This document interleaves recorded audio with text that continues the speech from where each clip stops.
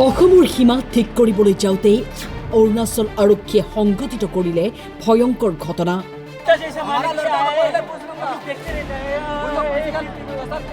অৰুণাচল আৰক্ষীৰ গুলীত অসমৰ ১৮জনকৈ লোক আহত।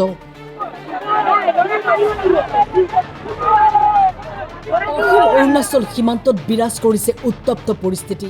ভূমি বিবাদক লৈ সংঘটিত হৈছে এই ঘটনা। কোনো কাৰণতে যাতে অসমৰ মাটি আমি কতো এৰি দিবলগীয়া নহয়। প্ৰথমে অবৈধ দখলক লৈ কাজিয়াৰ সূত্ৰপাত ঘটে। পৰৱৰ্তী সময়ত সীমান্তৰ মিংমাঙৰ সীমে বস্তিত অৰুণাচল আৰক্ষীয়ে নিৰ্বিচাৰে গুলীচালনা সংঘটিত কৰে অসমীয়াৰ ওপৰত। তাৰ পাছতেই পৰিস্থিতি অধিক উত্তপ্ত হৈ পৰে।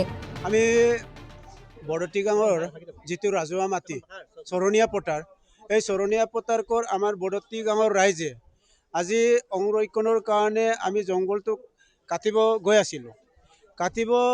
যেতিয়া আমি স্পটত গৈ পালোঁ বড়তি গাঁৱৰ ৰাইজে, তেতিয়া ইমে গাঁৱৰ কেইজনমান ব্যক্তিয়ে আমাৰ ওচৰত আহি কিনি ইহঁতে মানে পতু লৈ আছে। আমি ক'লোঁ যে দাদা আপোনালোকে ইয়াত পতু ল'ব নালাগে, আমাৰ মাটি আমি সংৰক্ষণ কৰিবলৈ আহিছোঁ, আমি জংঘল কাটিবলৈ আহিছোঁ। তেনেকুৱা কোৱাৰ কাৰণে ইহঁতে তাৰ পৰা কি হ'ল জানো, ডাইৰেক্ট পলাই গুচি গ'লগৈ। পলাই গুচি গৈ তাৰ গাঁৱৰ পৰা ওলাই আহি ১০-১২জন মানুহে মানে বন্দুক লৈ আনিছে ন, বন্দুক লৈ আনি আমি ভাবিছোঁ এনেই বৈ দেখুৱাইছে, নামাৰিব, পাব্লিকেতো পাব্লিকক নামাৰে। আমি ওচৰ চুবুৰীয়া গাঁও হিচাপে আমি সদায় চিনাকি, আমাকতো তেনেকুৱা কৰিব বুলি আমি ভবা নাছিলোঁ। থ্ৰমকৈ মাৰি দিছে আৰু তেতিয়া আমি অকণমান আঁতৰি গ'লোঁ।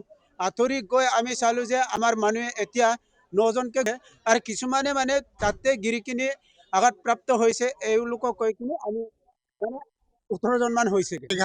মুঠ ১১জন মানুহৰ ইঞ্জুৰি হৈছে। তাৰে 4জন অলপ গুৰুতৰভাৱে আহত হোৱাৰ কাৰণে তেওঁলোকক আমি ডিব্ৰুগড় মেডিকেল কলেজলৈ পঠিয়াই দিছোঁ আৰু তেওঁলোকক ডিব্ৰুগড়ত ভৰ্তি হ'বলৈ আমি ইয়াৰ পৰাই ব্যৱস্থা কৰি দিছোঁ।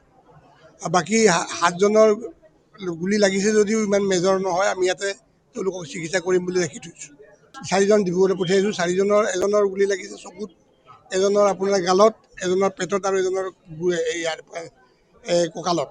এইটো চৰাই মৰা পেলেটবিলাক এবাৰ মাৰিলে একেলগে 10-12টা পেলেট ওলাই যায়। সেই পেলেটবিলাকে ছালৰ তলত সোমাই যায়। সেইটো ছাবকিউটেনিয়াছ ইঞ্জুৰি কৰে, এইটো ছাবকিউটেনিয়াছ পেলেট ইঞ্জুৰি বুলি কয়। বিষয়টো ইতিমধ্যে আমাৰ মুখ্য সচিব আৰু অৰুণাচলৰ মুখ্য সচিবৰ মাজত আলোচনা হৈছে। DGPও আলোচনা কৰি আছে। উত্তেজনা হ্ৰাস কৰিব লাগিব আৰু পৰিৱেশটোৰ বাবে কোন দায়ী তাৰ বিষয়ে আমি নিশ্চিতভাৱে অনুসন্ধান কৰি ব্যৱস্থা ল'ব লাগিব। মই অসম পুলিচক নিৰ্দেশ দিছোঁ, কোনো কাৰণতে যাতে অসমৰ মাটি আমি ক'তো এৰি দিবলগীয়া নহয় আৰু আমাৰ ৰিইনফৰ্চমেণ্টটো তালৈকে ইতিমধ্যে গৈছে।